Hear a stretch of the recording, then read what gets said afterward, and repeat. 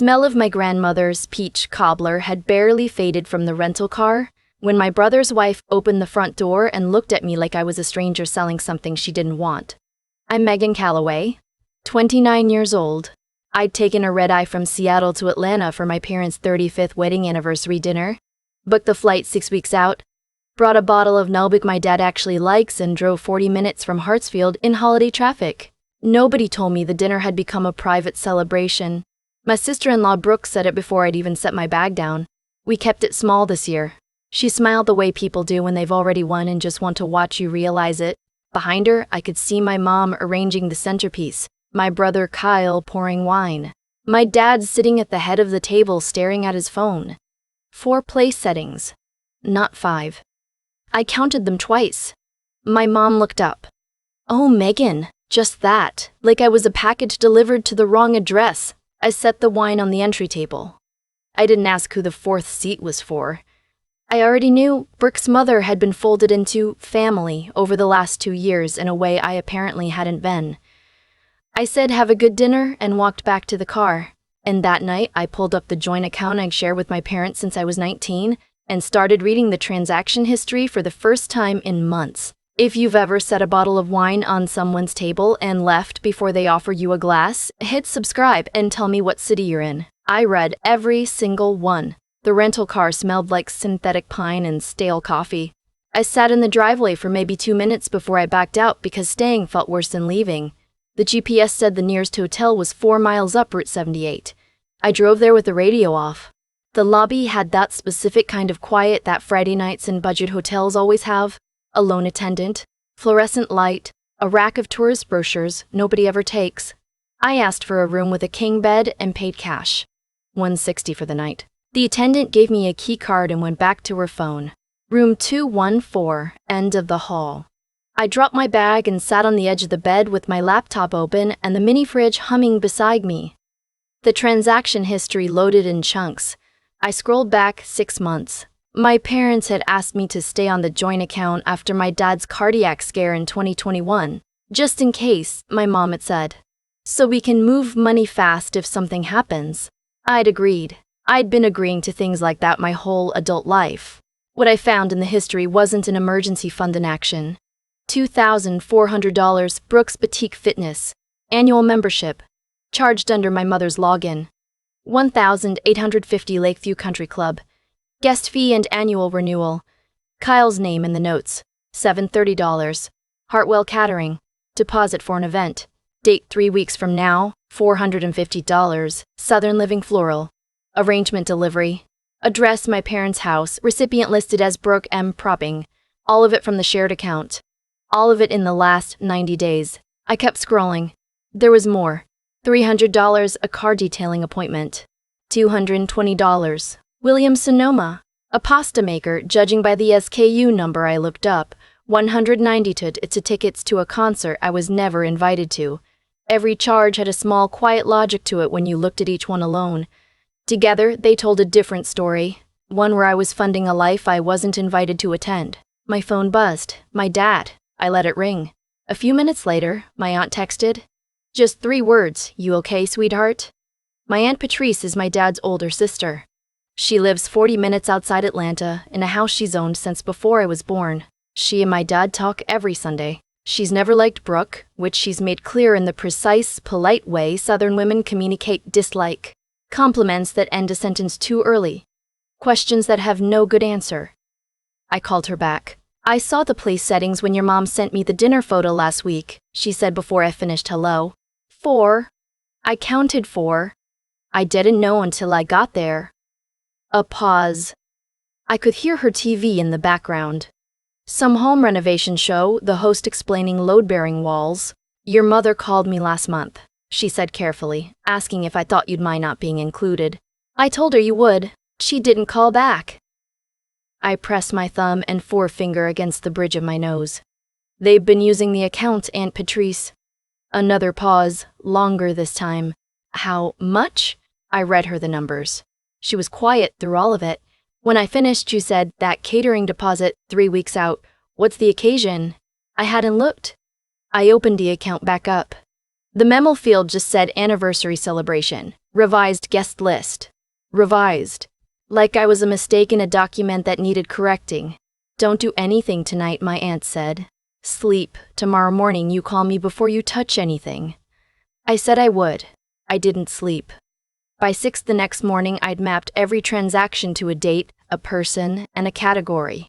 I made a note document on my laptop, not for any reason I could have explained then, just because organizing the information made it feel less like something happening to me and more like something I could see clearly. I called my friend Danielle at 7. She answered on the second ring, voice already sharp and awake. Danielle works in financial compliance for a mid-sized bank in Charlotte. She is the kind of person who reads the terms of service. Send me the screenshots, she said. All of them. I sent them while we were still on the phone. I heard her stop moving around her apartment. Megan, you're still on this account? Since I was 19. Okay. She exhaled slowly. Okay. Here's what you can do right now. Legally. You have equal access to this account. You can restrict outgoing transfers. You can set a transaction limit. You can request that any charge over a certain threshold require dual authorization. You're not doing anything wrong. You are an account holder. What does that mean practically? It means if you want to, you can make it so that nobody spends $1 from this account without your approval. Tonight. Before the catering deposit clears. I looked at the clock. 7:12 a.m. The deposit is scheduled to post Monday, I said. Then you have the weekend. Danielle walked me through the online portal step by step. Account restrictions enabled. Transaction threshold for automatic approval, set to $50. Anything above that pending, flagged, requiring sign-off from me. I changed my security questions and set up a new notification email that only I had access to. It took 31 minutes. At 7:43 a.m., I got a text from my brother Kyle. Why is Dad's card being declined? I didn't answer. At 8:15, my mom called. I let it go to voicemail. She said there must be something wrong with the bank. Could I look into it? The florist was trying to run a payment for Brooke's centerpieces and it kept rejecting. I sat with that for a moment. Then I called my Aunt Patrice. Tell me what you want to do, she said. I told her. She was quiet while I laid it out, and when I finished, she said, You know this changes things permanently. I know. Your mother is going to tell you you're being cruel. I know that too. All right, she said, then do it the right way. Document everything first. Save every screenshot, every transaction record. Then make your move. I spent that Saturday building the paper trail. Every charge cross-referenced against dates and names. A spreadsheet I'll probably never delete. By afternoon, I had a folder on my laptop, clean, organized, time-stamped, that told the story of 18 months of expenses paid by an account my family had apparently decided was their personal emergency card. Except there were no emergencies. There was a pasta maker. There were concert tickets. There was a catering deposit for a party I'd been revised out of. My dad called again at 4. This time I picked up. Something's wrong with the account, he said. His voice was careful in the way it gets when he's not sure how the conversation is going to go. Nothing's wrong with it, I said. I set spending restrictions, silence. Then, why would you do that? Because I found the transaction history. Another silence, longer. I heard my mom in the background, her voice low, but the tone clear. The tone of someone who's been waiting for a particular conversation and is now watching it start without them. We can talk about this at dinner, my dad said. I wasn't invited to dinner. He didn't answer that. I waited. He said he'd call me tomorrow and hung up. That night, Danielle texted. Catering deposit tried to clear, flagged. Pending your approval. What do you want to do? I sent back one word, deny. The confirmation came through at 11:48 p.m. Transaction declined. The caterer would be sending a notice to my parents in the morning. I slept better than I had in months. Sunday came and went. My mom texted twice, once to say the caterer had canceled and the venue was asking questions, once to say this was embarrassing and could we please just fix the account before Monday. My brother sent a voice memo, 6 minutes long, that I listened to once and deleted. Brooke sent nothing, which told me everything I needed to know about who had actually been running this. Monday morning, I got an email I hadn't expected. It came from a legal service my brother had apparently contacted over the weekend. A letter, formatted like something official, though it wasn't filed anywhere, claiming that I had unlawfully interfered with family financial assets and demanding I restore account access within 48 hours or face civil action. I forwarded it to Danielle. She called me back in 10 minutes. This is not a real legal threat. This is a form letter from a document prep service, but I want you to save it anyway, because it establishes that he's acknowledged the situation in writing. What do I do with it? You respond. One sentence. I am an authorized account holder acting within my legal rights. Please direct further communication to my attorney. I don't have an attorney. You don't need one today. You need him to think you do. I sent the reply. I got nothing back. What I got instead, 3 hours later, was an alert from my credit monitoring service. A new account had been opened in my name at a credit union I'd never used. Limit, $8,500. One transaction already posted $4,200 at a home electronics retailer in Marietta, Georgia. I looked at the address on the delivery confirmation. My parents' house. I called Danielle. She didn't let me finish the second sentence. Stop. Don't touch anything. Go to the Federal Trade Commission website right now, fet.gov, and file an identity theft report. Then call the credit union directly, not through the website, and report the account as fraudulent. Then we're going to the police. Today? Right now. I'll meet you. We filed the report at the Cobb County Precinct at 2015 that afternoon. The detective was a woman in her 40s named Investigator Lowe. She took down everything without reacting to any of it, which somehow made it easier to say. Danielle had brought the printed documentation, the transaction history, the credit alert, the legal letter from Kyle's document service, organized in a manila folder like we'd been planning for this. Investigator Lowe looked at the delivery address on the electronics order for a long moment. This is your parents' home? Yes. And the credit union account, whose name is the primary contact email registered to? I hadn't checked. She turned her monitor toward me. The recovery email on the fraudulent account was an address I recognized, a variation of my own name that I'd used years ago for a subscription service. Someone had logged into that old account and used it to authenticate the new one. Your brother would have had access to that email? Investigator Lowe asked. I thought about the year we'd shared an apartment in Athens, both of us in college. Both of us logged into each other's Netflix and Spotify and email as a matter of convenience.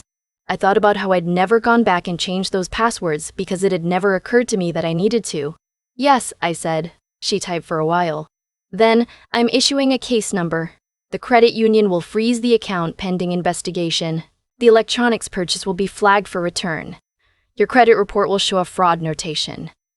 She slid a form across the desk. I'd also recommend this. It was a temporary restraining order application. Grounds, financial harassment, identity theft, credible threat of further harm. I filled it out in blue ink. My handwriting was steadier than I expected. The clerk in room 112 stamped it and handed me a copy. Temporary order granted. Serve within 72 hours. Kyle could not contact me, access any account bearing my name, or come within 300 feet of my residence. We walked out into the afternoon sun. Danielle put her sunglasses on. He's going to say you overreacted, she said. He always does. She smiled, small and certain. The detective's office calls before noon tomorrow. Credit union reversal usually takes 48 hours. The fraud notation stays on his record, not yours. I nodded. Somewhere in Marietta, a package of electronics was being flagged for retrieval. Somewhere, my brother was about to get a knock on the door from a process server. I drove back to the hotel. I had 2 more nights on my reservation. I used both of them. My Aunt Patrice called Wednesday evening. Your mother came to see me today, she said. I waited. She's upset.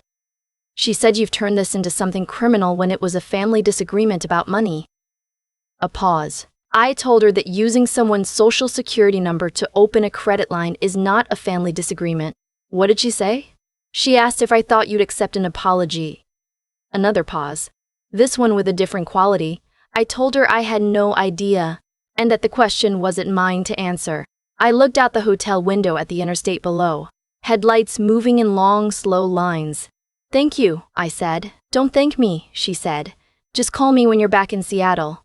3 weeks later, A certified letter arrived at my apartment. It was from the same credit union, confirming the fraudulent account had been closed, all charges reversed, and a permanent fraud alert placed on any future applications using my identifying information. A second letter came from the electronics retailer. 3 items returned, balance settled. My credit score, which had dropped 11 points when the account opened, was back to where it had been. Actually, 2 points higher. I don't know how that math works. I was glad for it. I haven't spoken to my brother since the precinct. My mom has texted a few times. Once to say she hoped I was well. Once to forward a photo from a family event I wasn't invited to, which I think was an accident, though I'm not certain. Once to ask if I was planning to come home for the holidays. I haven't answered that one yet. What I have done is remove myself from every shared account, every joint login, every old email address I'd handed over to convenience without thinking about what I was actually handing over. I spent a weekend on it, changed passwords, updated security contacts, closed what could be closed. It was tedious and oddly satisfying, like cleaning out a drawer you've been avoiding for years and finding mostly things you don't need. The last thing I did was set up a new savings account. Just mine. Nobody's name on it but mine. I transferred the money I'd been planning to put toward a house down payment. Money that had been sitting in that joint account, accessible to everyone, spent by no one except the people who took it without asking. My Aunt Patrice sent me a card when I told her. Handwritten, which she always does. It said, "Took care of your pieces. Your grandfather would have approved." I put it on my refrigerator. I still have it there. I used to think that keeping the peace was the same thing as doing the right thing. For most of my 20s, I confused the two. I stayed on accounts I should have closed. I answered calls I should have let ring. I showed up to dinners where I counted my own place setting and came up one short. And then I told myself it was fine, because saying it wasn't felt like starting a war I didn't want. What I know now is that the war had already started. I just wasn't the one who declared it. When my brother Kyle used my identity to open a credit line and charged over $4,000 to it in a single night, he wasn't doing something new. He was doing the same thing he'd always done, just louder. The entitlements had been there for years. In the shared account my family treated like a community fund. In the dinner I flew across the country to attend, and wasn't given a seat at. The fraud was just the moment it became impossible to look away from. There's a version of this story where I stay quiet, where I wire the catering deposit, accept the apology that never fully comes, and fly back to Seattle carrying something I can't quite name. I've lived adjacent to that version my whole life. I know exactly how it feels, like you're being reasonable, right up until the moment you realize that what you've actually been doing is making yourself smaller so other people have more room to take. Megan didn't yell. She didn't threaten. She documented. She called Danielle, who knew the law, and cared enough to walk her through it at 7 in the morning. She called Aunt Patrice, who had seen this coming long before Megan had, and still waited to be asked before she said anything. She built a paper trail, filed a report, and signed her name in blue ink on a restraining order application with steadier hands than she expected. That's what I mean when I say intelligence isn't just what you know. It's knowing which tool to reach for when the thing you trusted turns out to be the thing that was hurting you. Megan didn't win because she was louder or angrier or more willing to cause a scene. She won because she stopped letting the story be told about her and started telling it herself in black and white, with timestamps, and the integrity piece. That's the part that doesn't get talked about enough. Megan could have emptied the account the night she found the transactions. She didn't. She restricted it. There's a difference, and she knew that. She took only what was hers. She documented before she acted. She gave the process the respect it deserved, even when the people involved didn't extend her the same. That discipline, doing the right thing even when nobody would have blamed you for doing otherwise, that's what makes the outcome mean something. Consequences have a weight to them when they're earned honestly. The foreclosure sign, the dissolved LLC, the fraud notation on Kyle's record, none of that came from cruelty. It came from a chain of choices that started long before Megan got on that flight to Atlanta. She just stopped absorbing the cost of those choices for everyone else. You get to stop absorbing the cost of those choices for everyone else. You get to stop too, whenever you're ready.